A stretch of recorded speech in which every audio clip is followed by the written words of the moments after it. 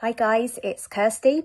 In today's video, I am going to be talking about when we might find ourselves obsessing about OCD. So we find ourselves ruminating about it, researching, constantly going out, trying to find out more about OCD. But before I go into that, I'd like to ask, please do subscribe by clicking on the subscribe button below in order to stay up to date with new videos as they're released.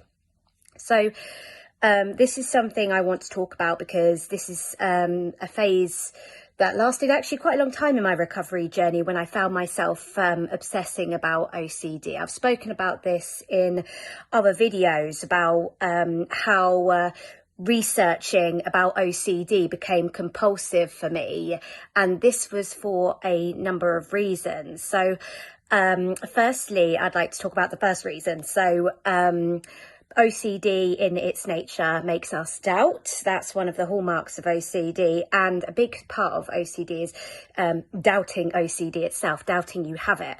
You know, you come up with every possible other potential thing that might be going on aside from the fact that it's OCD and intrusive thoughts. So this is definitely something I experienced, especially given the fact that when I was first receiving psychodynamic therapy, I was diagnosed with combined depression and panic disorder rather than OCD as well. So, that further added to my doubting, because I wanted to have a clear-cut black and white diagnosis for OCD. Obviously in kind of getting caught up in cognitive distortion such as black and white thinking, I wanted it to be, locked down.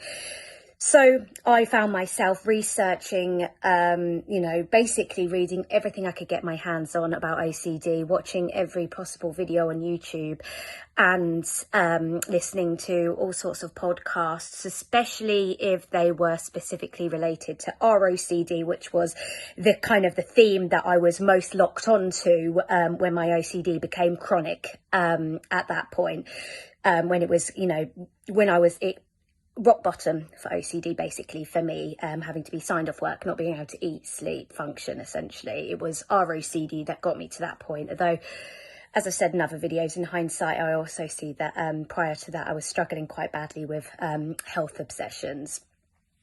But I was always able to find ways to find out an answer either way, which obviously, when it comes to loving your partner and the rightness of the relationships and being authentic and all of that, as we know, unfortunately, there is no one answer for it. So it's, that was the thing that locked me.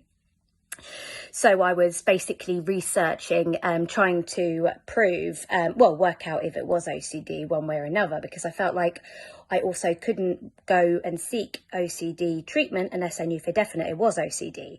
And again, it's one of those things, you could have every symptom, everything, the main sort of obvious symptoms of OCD, and you could still find yourself doubting it. Even though everything pointed towards it being that I was struggling with ROCD, I would still think that's far-fetched, and it just would never be enough knowledge for me.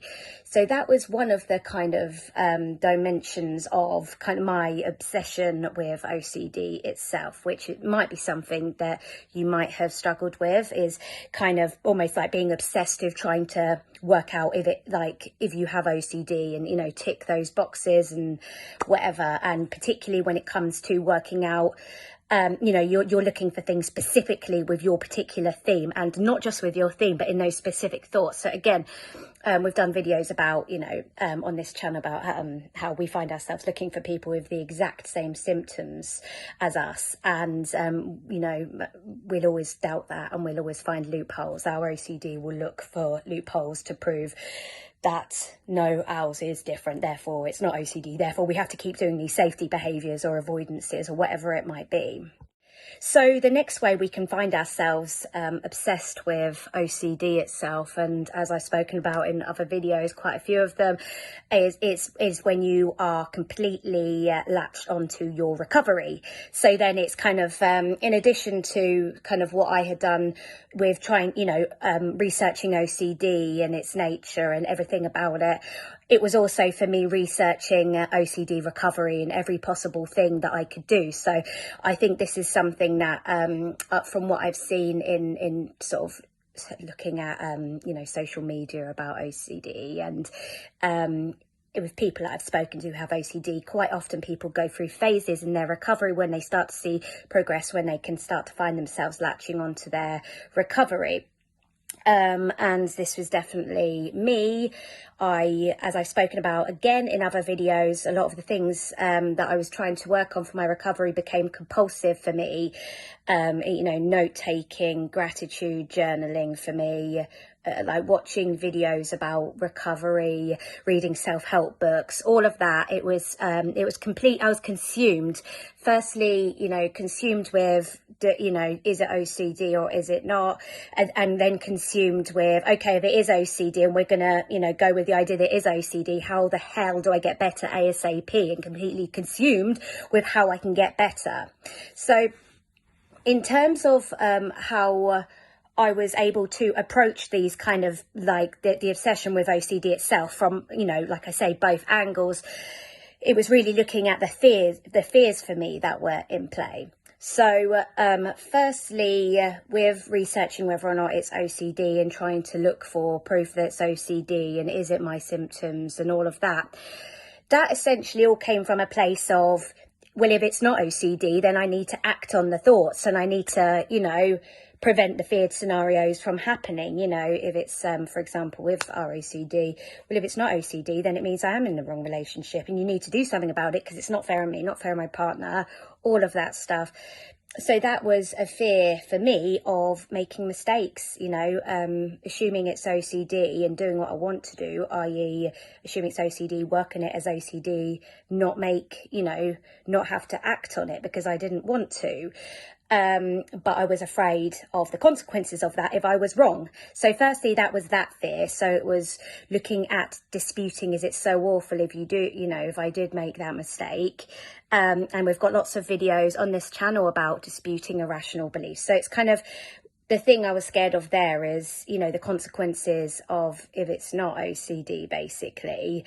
But I seek treatment for OCD, so and making mistakes, but also it was kind of from a side of, I don't want to, feel like I'm trying to convince people it's OCD when it's actually not. So if I was working with an OCD specialist, would I be having to convince them it's OCD when actually it's not OCD, but I just want them to help me to be able to stay in my relationship? So that was the fear there, is that I didn't want to be risking making a mistake. So then it was kind of looking at unconditional self-acceptance, that I'm a fallible human being and I am capable of, making mistakes. And, in sort of, obviously we've got videos specific to certain themes that you can look at the irrational beliefs that fears that people might have that might fuel certain themes. So I recommend checking out those videos, but for me it was looking at that.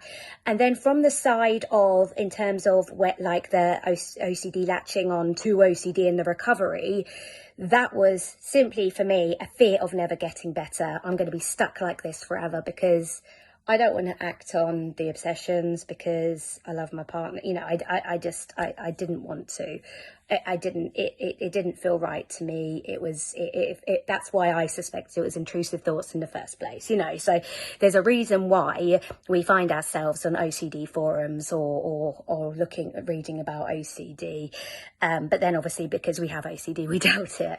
But for me, it was like basically fear of fear that was making me latched onto OCD recovery itself. So it was looking at then the irrational beliefs that I held around living my day-to-day life while having the OCD symptoms, while having anxiety and intrusive thoughts, and the fear of being like that forever.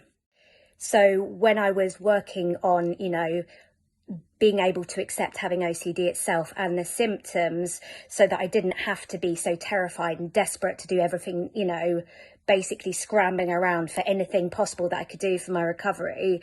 And by the way, I'm not saying about it's we need to work hard for our recovery. It doesn't come easily, but believe me when I say it was very compulsive for me. It was like scrambling around for the next exposure.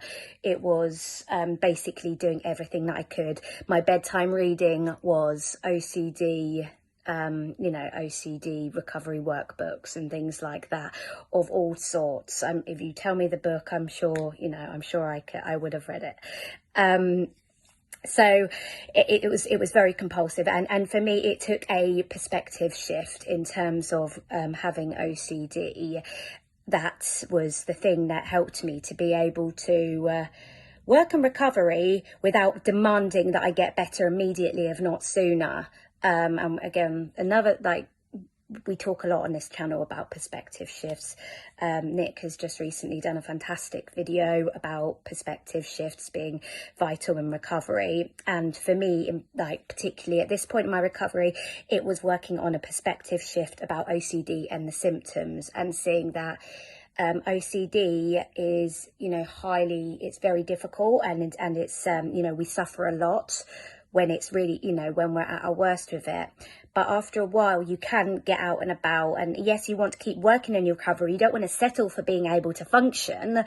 But there are a lot of other worse illnesses that we could have that sort of disable us further, like more so than OCD does. And although it might be unpleasant, we can still do the things that we want to do.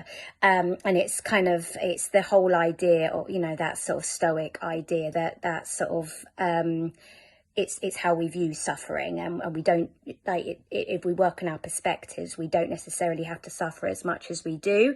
So it's looking at that, you know, from that sort of stoic kind of perspective of being able to accept the OCD symptoms whilst we work on recovery, so that we're not absolutely petrified of not being recovered by next week or whatever.